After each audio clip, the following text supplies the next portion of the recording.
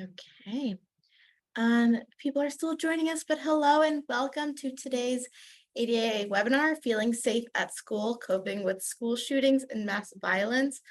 A very important topic now that the school year is starting for many of us. Either has started already, where I am from, it's starting on Monday. I would like to note that this webinar is being recorded and will be available as an on-demand webinar within 24 hours. If you'd like to watch it again, share it with your communities, we invite you to do so. We will be opening this up to our live attendees for Q&A at the end of the session. Please feel free to put your questions in throughout, and then we will be getting them at the end.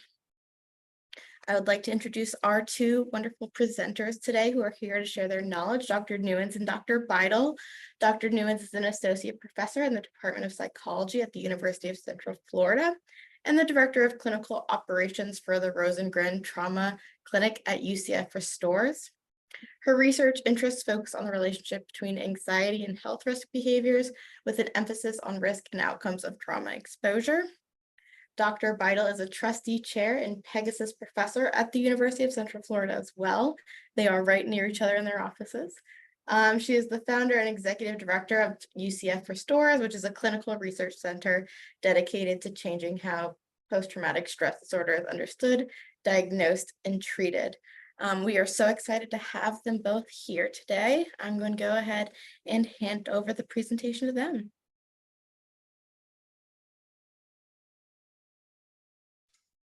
Thank you very much, everyone, for joining us today. We are really excited to talk to you about the presentation that we have and the work that we've been doing in this area. And Dr. Newens, being younger and more technology focused, is going to do the slides for us. So Dr. Newens, if I could have the next slide.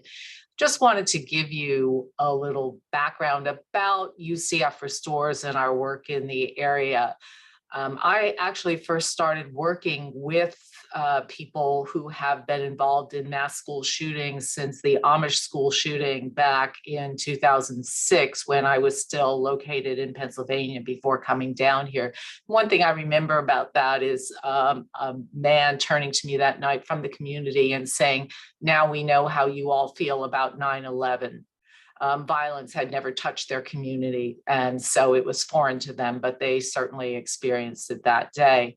The next event was really at Sandy Hook, and that is little Anna Grace, who is whose parents are friends of very dear friends of mine. And so we're touched by that community in that way. And one of our current graduate students, whose work I'll discuss later, was a resident and lived very close to the Sandy Hook community. The next thing that happened to us at UCF Restores was really the Pulse nightclub shooting. And although that did not specifically deal with people in school, it certainly dealt with young people experiencing trauma, and it also launched all of our work in the area of dealing with first responders. Following that, because we sort of became known for our work in the area of mass violence, we were called down to the Parkland community and worked with a number of families as well as first responders down at the Parkland community. And finally, I returned earlier last month from Robb Elementary down in Uvalde, Texas, where we were consulting with the FBI and the FBI agents who were working that particular shooting. So a lot of communities, a lot of different trauma. But when I'm asked now about gun violence and mass events, what I say, and I believe this is really true, is that every parent who drops their child off at school, every mom who drops her child off at school and worries what's going to happen, every dad who goes to an event and looks for the exits, looks for the safety spots, we're now all survivors of gun violence. It's affected all of us. So with that, I'm going to turn it over to Dr. Newens to do the next part of the presentation, and I'll jump on at the end.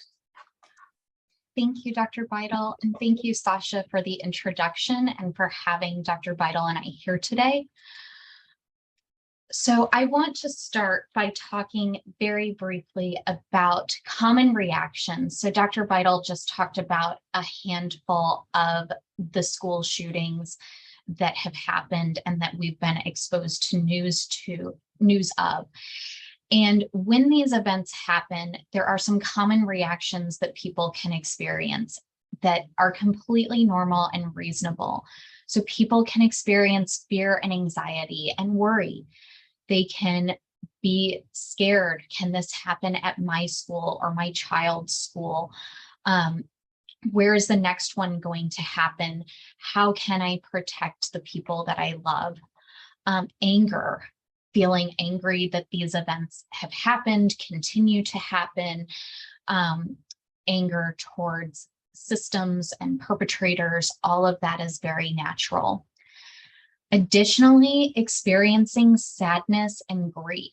So these are individuals whose lives have been lost in these events, and feeling sad, feeling grief, that is all completely normal following these events. Given all of these emotional reactions, having some level of sleep difficulty, not being able to fall asleep or waking up at night, or even having some dreams involving content of what was seen on the news, all of that is a normal response as well. And then among children, we can see things like school refusal behaviors. Children may be worried about going to school and not want to go anymore, and then be very assertive about not wanting to go to school in the morning and engage in behaviors like tantrums or trying to fake sick, things like that, to get out of going to school. So what we want to spend the bulk of our time together today talking about are coping strategies.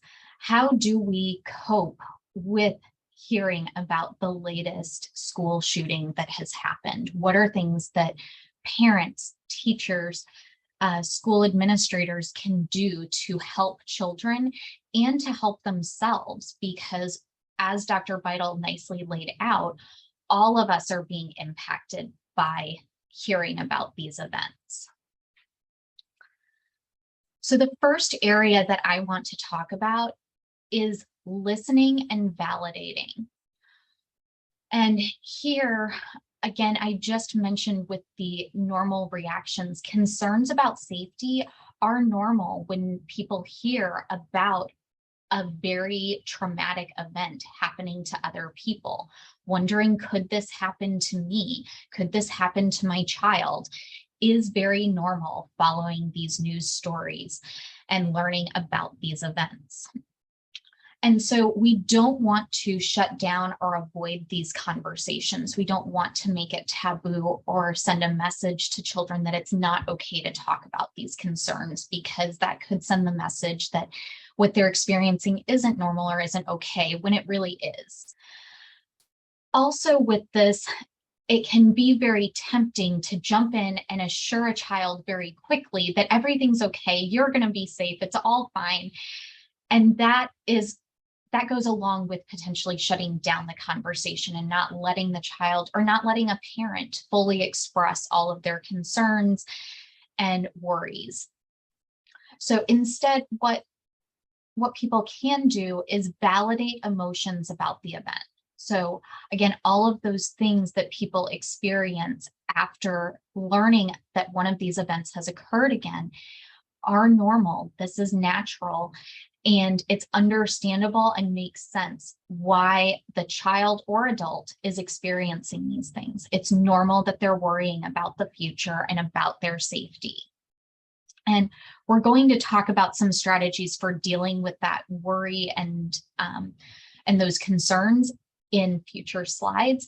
But the initial part is just letting people know that it's okay to feel this way and that it makes sense that they're feeling these emotions. And then parents and guardians, so they should allow children to share their thoughts and emotions, talk to them about what their child's experiencing. But then parents, teachers, and staff, they also need someone to listen to them too. Someone to listen to how they're feeling and to validate that what they're experiencing is normal. So identifying who in your own social support you can talk to and who you can have support you in these times of need is really crucial and important so that you can be in a place to be there for the children. Now, in terms of some strategies to deal with the anxiety and concern, one thing is to keep in mind the prevalence of school shootings. And when I want to lead this slide by saying that no numbers of school shootings or other mass violence events is acceptable. We should be shooting for 0. And I do not want anything taken here to say that this is not a big deal. This is a big deal, and none of these should be happening. That said, media coverage of school shootings is so in-depth, so covering just on the news all day, every day, front page news stories for extended periods of time, that it can cause us to forget the true prevalence of school shootings. What happens is when we're exposed to this information over and over again, our brains overestimate the risk level. It seems like this is happening more often than it truly is. And so if we actually think about the number of schools in the United States, the number of school days, and the number of events that happen, the prevalence is quite low. Again, not at an acceptable level, but lower than our brains tend to think. And this overestimation of that risk contributes to anxiety. So keeping that in mind and reminding ourselves of the true level of risk can be helpful for reducing anxiety. Also, engaging in brave behaviors. So when we feel anxious, we want to avoid those situations in which we feel anxious. So going back to school refusal behaviors, if being at school is anxiety provoking for a child, they're going to want to avoid that. And that's normal because when we avoid a situation that's anxiety provoking, our anxiety decreases or we avoid the anxiety completely. So we want to keep doing it. We feel better when we avoid. The problem is if we avoid reasonably safe situations, we don't have an opportunity to learn that the situation actually is typically safe.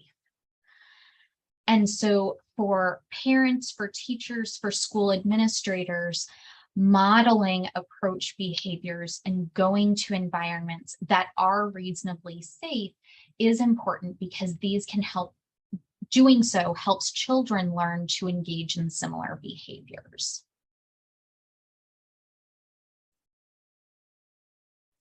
All right. The next recommendation is to limit that media exposure.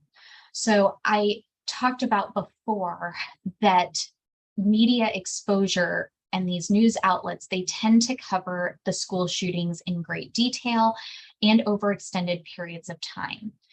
And when we're hearing about this on repeat, it fuels those negative emotions. It keeps those coming up for us. We continually experience a renewal of that anxiety, that fear, the worry, the sadness, the anger. All of those emotions keep coming back up because this information is just being fed to us on repeat.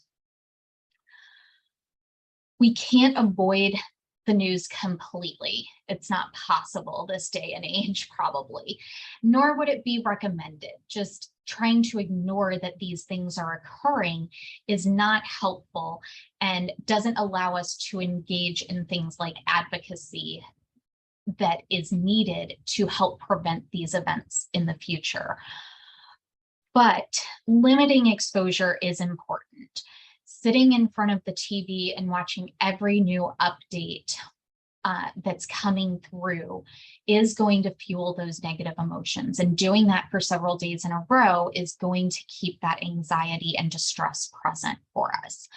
So we do want to consider setting some sort of boundary, some sort of limit for ourselves on how much we're going to read in the newspaper or read on the internet, watch news stories on a given topic per day, so that we can keep that exposure and that repeated exposure to the information to a reasonable level.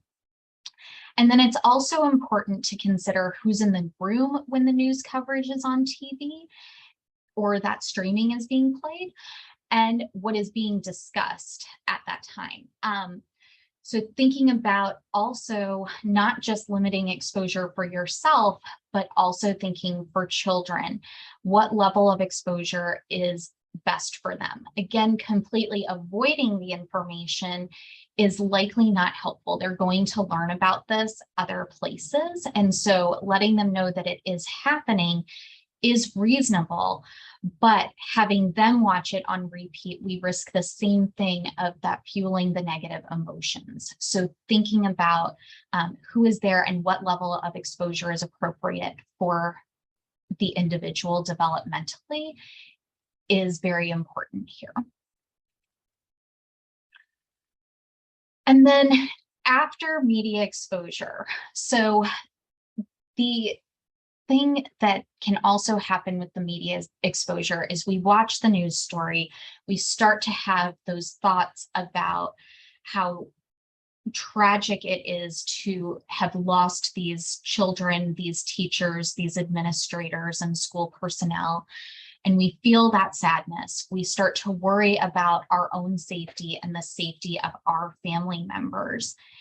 And with that, we then start feeling the anxiety and the fear. And when that news story ends, we are left with that and all those thoughts playing in our head.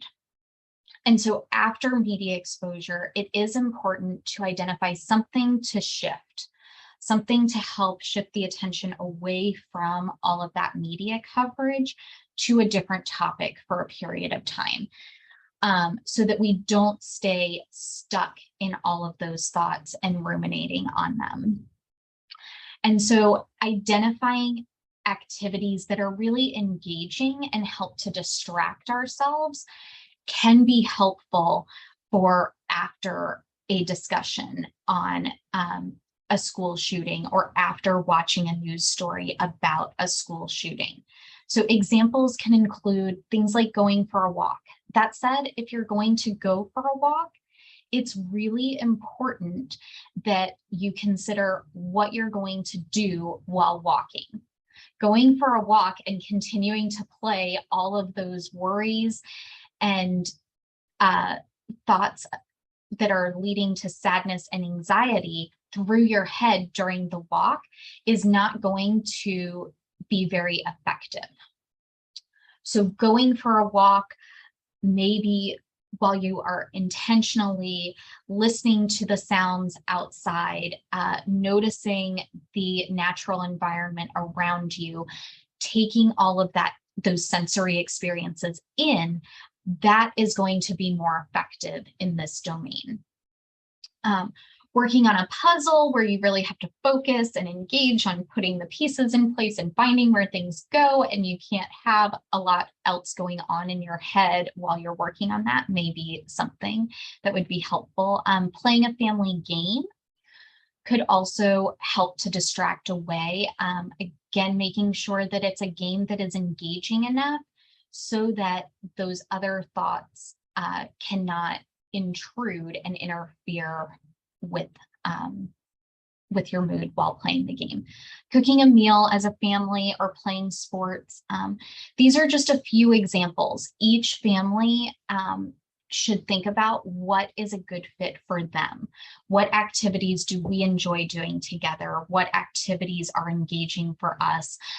What has worked for us in the past when something has come up and we've needed to find a way to cope with something going on. And at this point, I will hand it back over to Dr. Beitel.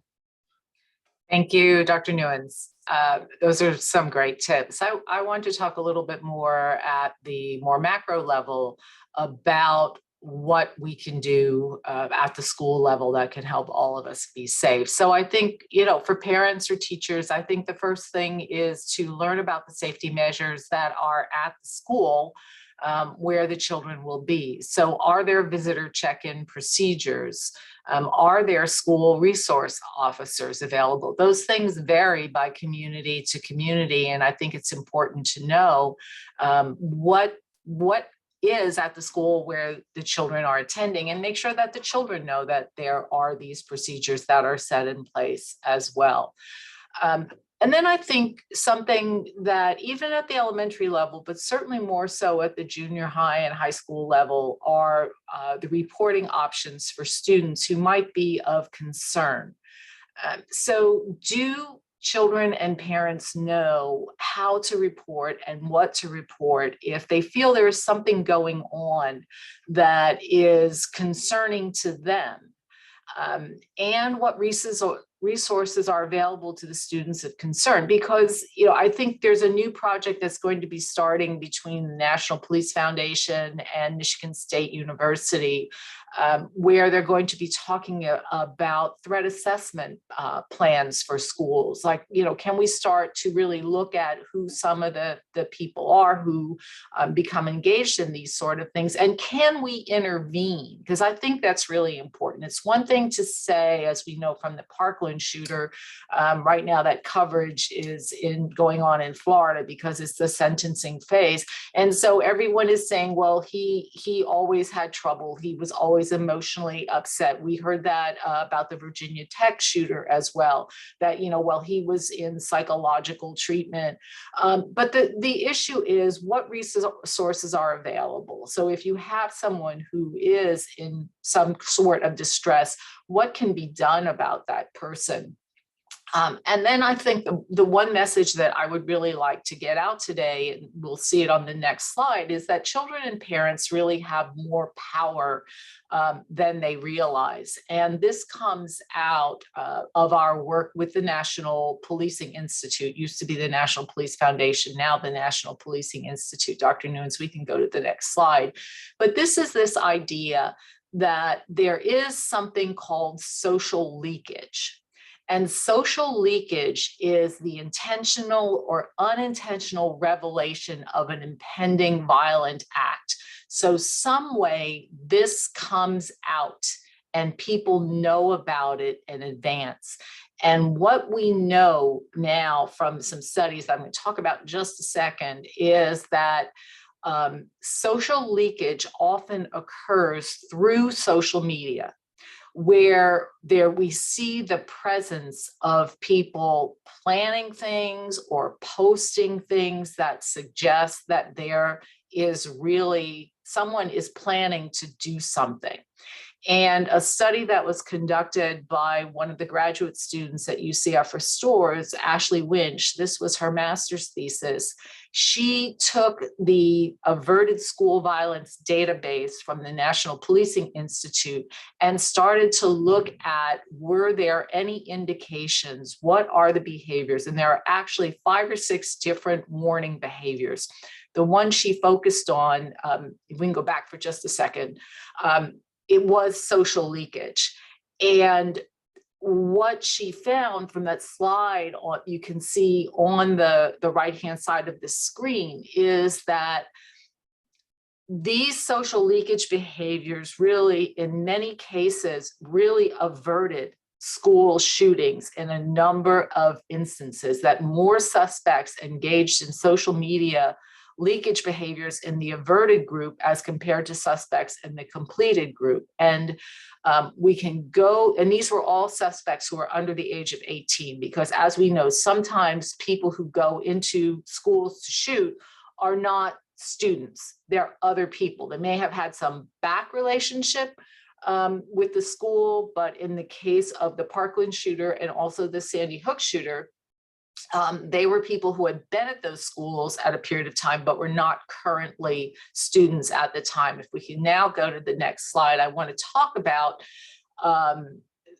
some of the ways or the frequency of ways in which the planned shooting plot was really averted. And again, these were from the Averted School Violence Database. I say this by way of saying that that is really a database that was constructed based primarily on publicly available information. So in many cases, it was not possible to interview the shooter or the shooter's family members, but this was information that was gleaned from public reports of averted and completed school shootings. And the way that, these things were averted, if you look at that, the biggest way was the potential perpetrator disclosing this plan information to another person. So one of the big ways we see this is through text messages, where someone planning a school shooting will say to a friend, "Don't go to school tomorrow. Just don't go tomorrow." Okay, and lots of times people will not know what does that mean. What does that mean? And so if we can start to train, particularly adolescents, and probably even middle school students, about some of the ways in which this social leakage occurs, we may be able to avert more of these school shootings. So we look at was overheard talking about the plans, told someone, wrote about the plans, mentioned the plans on a social media platform. Then you get into things that are less frequent, but was carrying a weapon on property, and then of course began shooting or explosives. And then the other category are just sort of one-offs that happened in different situations. But the idea that we can begin to educate people, and in a future slide, but I want to stay right here for now, I'm going to talk about Sandy Hook Promise, which does have information that can be used to train students or educate students, is probably a better way of putting it, about a lot of these warning signs. So let's go to the next slide then. We can look at this. The parties that were most involved in averting the plot, well, certainly law enforcement was number one. But look at number two. Number two was really a peer. Again, and I push on this point because I think it's important in the sense that we often feel vulnerable or helpless, like we don't know, or we feel there's nothing we can do about this. But yet, 43% of the people who were involved in averting these school shootings was a peer. And a peer in some cases, knowing that they could go to a trusted adult or a trusted source. And that again is crucial. So it's involved with learning what these various warning signs are, knowing what and when to report, and knowing that there's a trusted person to talk to about it. So again, a way that we can certainly empower people, and particularly students, to really take charge, or at least help take charge of the school environment in which they were, and make it safer for everyone. So we will be publishing these data in the very near future, so that we're hoping to get this out and help people really get a handle on this. We can have the next slide, please. So I think the last thing that we really want to talk about is engaging in advocacy. And advocacy can occur at a number of different levels, right? So on the side, I have Sandy Hook Promise, which does have a downloadable set of slides that can be used in classrooms to teach children and adolescents about these warning signs. It also talks about other things, warning signs of suicide and other kinds of important events. But the idea is, it's been downloaded. 3 million children so far have been given this information. So it's something that's crucially important, and something that can be done. Safe and Sound Schools is another one that evolved out of Sandy Hook. And this is a way for the Sandy Hook parents to take what horrible thing happened to them and try and give back, do something that in some cases is empowering them. There are other organizations, Every Town for gun safety is another one that evolved out of these shootings and has worked really hard in the political arena. And of course, we can't forget the Parkland students who did a national movement, took their grief, took what happened to them, and really started a movement to be able to do things. We're all not going to be able to do that, but everyone can do something. Going back to social leakage, as I said, we can teach these behaviors so we can have children and adolescents feel that there's something that they can do. We can teach how to report these behaviors. A lot of times what we hear from law enforcement is they just had this vague report that a kid at school was going to do something. And part of that is people don't know how to report. And part of that is this fear of retaliation, that adolescents are often afraid if they do something that there's going to be a problem and then they'll be in trouble with the other kids at school. There are ways that are set up to report these things anonymously so that there is no way of tracing back, particularly if it's something that's overheard or seen on social media, that this cannot be traced back through these anonymous reporting sites, but that there can be some action.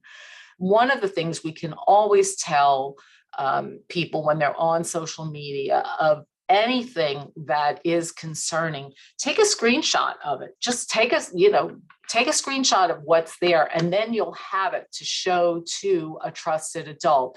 And that trusted adult can be a parent, it can be a teacher, it can be a school resource officer if one is available, but anyone who can give some time and really follow up on what it is. We always feel that these activities not only provide information, but really can empower everyone in the school, teachers, students, to feel that they are able to make change, to feel that they are able to take control of their environment and they're not just at the mercy of what might happen around them. So I think on a more local level, what we've seen with some of the children that we've worked with around these kinds of incidents are really even local things. One little girl we worked with who was exposed to a different kind of violence, but nonetheless gun violence, decided that she's going to plant a bush at her new house in memory of the person that she lost to school violence. So there are things that we can do that leads to the issue of post-traumatic growth, and that is helping people move past the trauma, find meaning in it, and in some cases actually find purpose, such as all of these survivors of gun violence have done to move on and not let what happened to them become meaningless, but use the lives and the memories of the people that they lost to create a better world for the rest of us. So I think that's our last slide. Okay, seeking mental health treatment. I forgot about that one. Of course, it's very important. I think the idea is that if we think about this, there are typical normal reactions to these types of events, and any kind of mass violence event that occurs, as Dr. Nguyen said earlier, there are typical responses. So we expect that children are going to have trouble sleeping after these events, that they're going to have trouble eating, that they're going to have lots of questions, that they may be upset.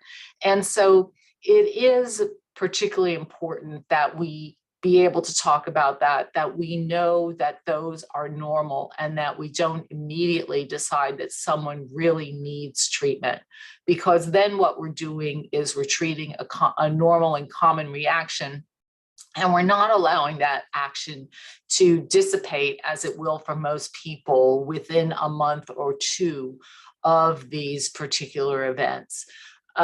And then from then on, if people are continuing to have difficulties, if kids are refusing to go to school, if they're really having some difficult times at school, that is something that we can then look at as far as a mental health professional goes.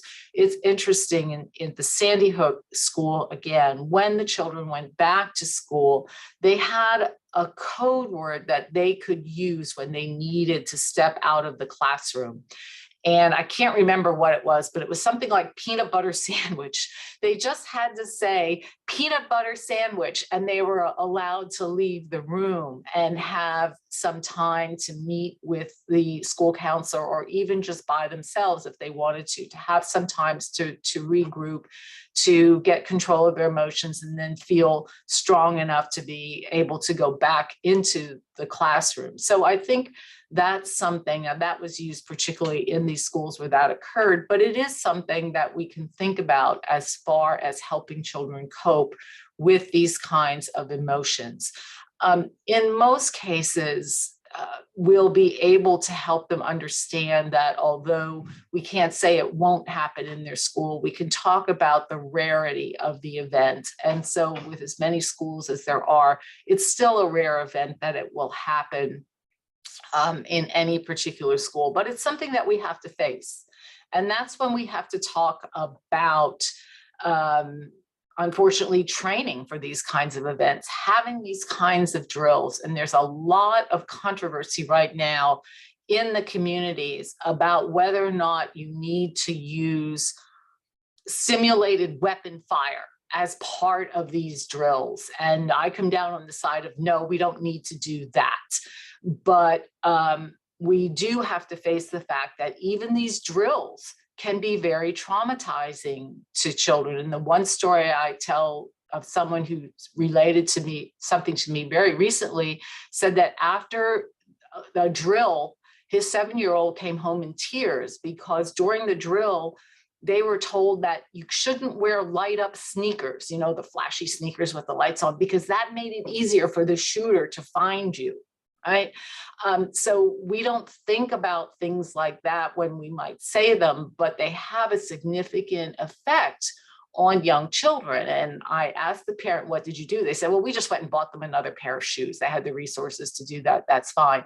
But to think about when these drills occur, what do we do? What message are we giving? And, you know, maybe that's something about that we don't need to tell the children specifically. Maybe that's something we share with parents who can then have a way of dealing with that, but not realizing as adults some of the things that children are going to latch onto and might be uncomfortable. So I think thinking about all of these different things, getting children to professionals. And I think it's also professionals who are able to deal with this. So people who may have had some experience with traumatic events, should a traumatic event occur at one's individual school, or people who can, you know, work at this from a trauma-informed approach, understand what's a typical normal reaction, understand what part needs to be worked on. And again, I think helping children get the skills so that they can feel a sense of control, have a psychological toolkit of things that they know they can do to help themselves when they might be feeling overwhelmed after one of these events, or honestly, even after a particular a drill.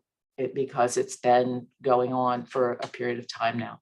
So I think that was definitely our last slide. So we wanted to have some time to open it up for comments. This is our website. I think our website is ucfrestores.com. One of the things I do want to say that we have on there is we have some resources that we developed after the Pulse nightclub shooting, which are community resources, brochures, tips, things that we put together that we have in a portion of our website that we have set up specifically for other people to download and use for any kind of traumatic event that occurs in their community. It keeps people from having to try and figure out what to do. So it's a bunch of literature that's there. And I hope none of you ever have to use it. But if you do, please feel free to go there and also to contact us if we can be of any help. So thank you very much. Dr. Beitel, Dr. Nguyen, thank you. I don't know if words can say how important this conversation is, or how parents and teachers and students are feeling. So I'm really thankful to have you here with us today. We do have some questions that have come in. they wanted to touch upon if you have any advice on a parent or grandparent for a child who is autistic and how they might manage that, and if it's a little different than a neurotypical student. Do you want me to start this one, Dr. Beitel? So in thinking about individuals with autism spectrum disorder, I do think that there are some considerations to take into account. So one thing that comes to mind is that these individuals have a tendency to ruminate or get stuck on things even more so than neurotypical individuals. And so thinking about those strategies for helping the child shift after a conversation is going to be particularly important for children with autism. So that's one thought that comes to mind. Another thought, Dr. Beitel was talking about the drills. And so something to keep in mind there is being particularly prepared for a couple of things. These children routines and sticking with a consistent routine is very important to many of them. And drills disrupt that routine and will feel even more so disruptive to those children. So if it's possible for parents to know when those are happening, if that's not possible, recognizing that if a drill occurred that day, that may have been a particularly difficult day for your child or your grandchild, and being prepared to help them that evening to cope with that and think about what can be done to get things back into routine following a situation like that. Also, with sensory difficulties, depending on what happens during a drill, those may result in additional challenges for children with autism. So that's another thing to keep in mind, talking to schools about what are the procedures, what will be involved in this, and how can you prepare your child for those situations. Do you have additional thoughts you'd add, Dr. Beitel? I think you covered it really well. So Great. Thank you both. We hope that is helpful for our parents here. We had a few questions.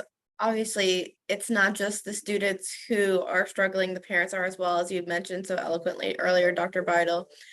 When you're having these conversations with your children, how do you avoid transferring your own anxiety to them? you take a really deep breath and you talk about what you as a family are going to do to stay safe. So again, I think talking about, having a particular plan, talking about knowing what the resources are in your school. And I think those things will definitely help. I think the other part of this is really limiting everyone's exposure to social media. And regular media too. For some time after the Amish shooting, I was asked a question by CNN. They asked me, what can we do to help the children not worry? I said, well, for one thing, turn off CNN for a while. Because I think, it's just repetition. And for the most part, there's not much new information that comes on, even though the coverage is continuous. And so you're just getting the same details, the same pictures over and over and over again. And honestly, that doesn't help any of us, right? Because we all get concerned. Another anecdote I can share is because of all this, as I said, last summer in Orlando at the 4th of July celebration, there were some fireworks, unexpected fireworks that went off, and everyone ran because they thought it was a mass shooting. Or a shooting. It's in everyone's head now. So I think when we talk to the children about that, we have to make sure we choose a time when our own emotions are in pretty good check and talk about the fact that we're going to do everything possible to keep all the children in the school safe, that's the job of everyone who's in the school, that's the job of parents, and that will continue to make the school safer and safer so that we don't have to worry about a shooting at any particular school. And just to build off of what you were just saying, Dr. Beitel, because I agree with all of that, is I think that's where having your own support network in place is important, so that you can use that for getting the support that you need and getting yourself to that place that Dr. Beitel said, where you're able to take that deep breath and talk to your children, and recognizing also for yourself if mental health treatment is needed. Yeah. Alternatively, a similar question, but how do you talk to your younger children without scaring them? I think what you do is you ask them if they want to talk. And I think this is where sometimes we make mistakes, that we try to force children to talk, or we think that they want to talk about it. I think in certain cases, I remember after the Amish shooting, we thought we were going to get a lot of kids who were very upset about that. But what we found out was that they weren't. They got some information and they were okay. Now, that was at a time when there weren't as many of these shootings and it wasn't so much in the news. But the way to do this is to say, did you hear about the shooting? Or I see you're watching television about the shooting. Do you want to talk about it? Then you let the child lead you and you answer the questions honestly, but you don't grill them or try to get more information out of them. The first conversation may be very short. They may come back later with more questions, and you follow what it is that they ask and you put it in the language that you know is appropriate for your child. I think the other thing is sometimes we say some of these conversations can occur when you're doing something else. So, children are not used to being interviewed the way adults are used to being interviewed. So, coloring books, some crayons, something to draw, and then, start the conversation. Do you have any questions about the shooting that occurred? Do you have any, is there anything I can answer for you about what we would do or where I would meet you?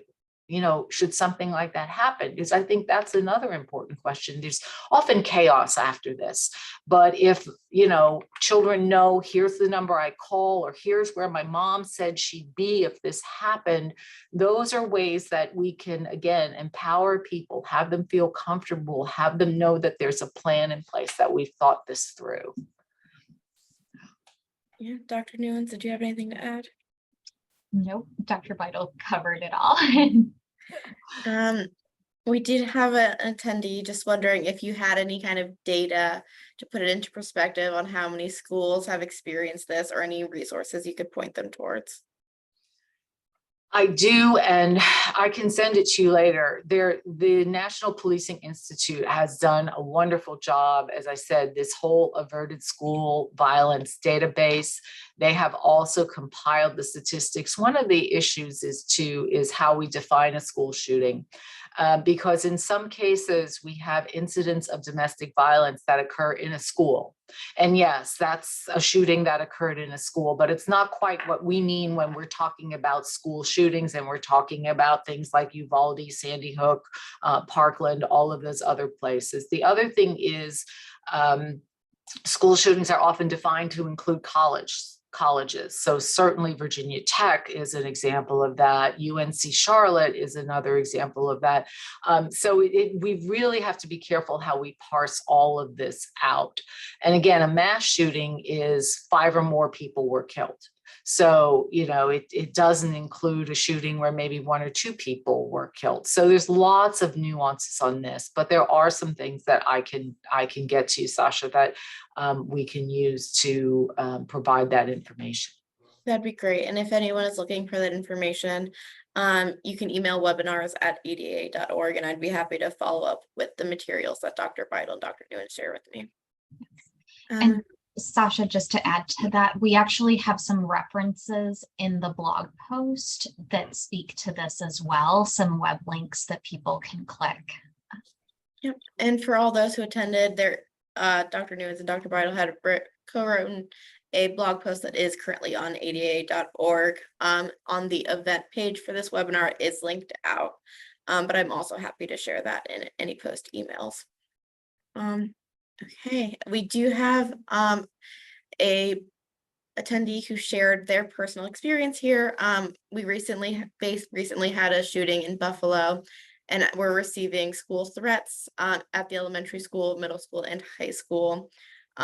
They are asking, how do you try to explain your children that it's safe to go back, even when they don't truly know? And there was some kind of mistrust between the students and the parents, thinking that they were lying because they didn't feel safe.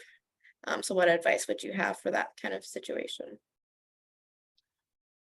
So here, I think one part is going back to gathering information and being honest with the children. So finding out what has been done, what has been evaluated, who has looked into situations to determine that it is safe to return, and presenting that information so that it's not just, yep, a decision has been made and it's safe to go back, but there's actually data to back that up. Now, how much data and how you're going to present that will depend. Is this a young child? Is this a high school student? But Dr. Beitel outlined things very nicely about, like, you know, knowing what the resources are, knowing what is happening. These things are important and can help communicate safety.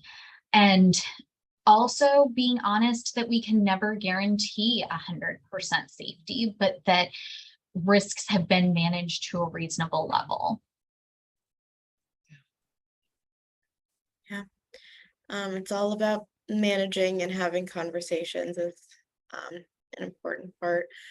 Do you have any, sorry. Go ahead. Do you want to add to that, Dr. Beitel? No, I just wanted to express my sorrow at what happened in Buffalo as well, because we feel these hurts, particularly having lived in a community where we've been exposed to this type of violence. We know how it changes a community and changes a community forever. It never leaves you, and I think we don't often understand the impact of the whole community. When we say the word pulse, we know exactly what that means in Orlando. When I say that word in other places, people go pulse, because they've already, sort of forgotten, because so many others have occurred. So my heart goes out to everyone who's experienced this kind of violence, no matter where they live. Okay, and I will bring one final question, and then we can wrap up today. Thank you for everyone's time. The question is regarding the differences between public school versus private schools. Do you have any insight into the differences? Because they're saying that private schools are significantly less likely to experience a school shooting. And do you have anything to say on that kind of disparity? I don't know how much that has really been investigated. I know there, and I'll look in the averted school violence database to see if it's been cut in that way. I do know that when we look at residential and rural environments versus city environments, it's more in the residential, suburban, and rural environments than the city environments. My gut, and it's only my gut, is that private schools can sometimes be more particular about who is admitted to the school, where public schools have a mandate to train everyone in the area. I don't know that that has anything to do with school shootings, but I'll look in the database, but that's just my gut feeling. Thank you. I want to thank everyone for being here today. I invite you to explore the upcoming webinars on ADAA.org and invite you to explore the blog post that accompanies this webinar today. And Drs. Beitel, Dr. Newens, thank you so much for sharing your expertise. Thank you. It's been an honor to join you all today. Thank you so much.